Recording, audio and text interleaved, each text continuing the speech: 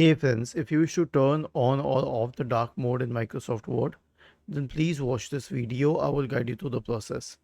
Click on File, select Options, and then you will go to the General tab. Under Personalize your copy of Microsoft Office, there is an option called as Office Theme. If you want to change it, you can change it to white, you can change it to black, you can change it to anything. I'll show you. Okay, so this is the light mode. This is the colorful mode. It will add a blue tint and everything.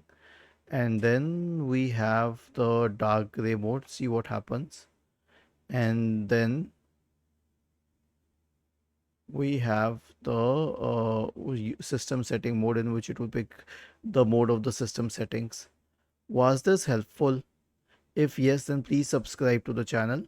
If not, then let us know in the comment section of the video on how we could help you further. Thank you for watching this video and have a nice day.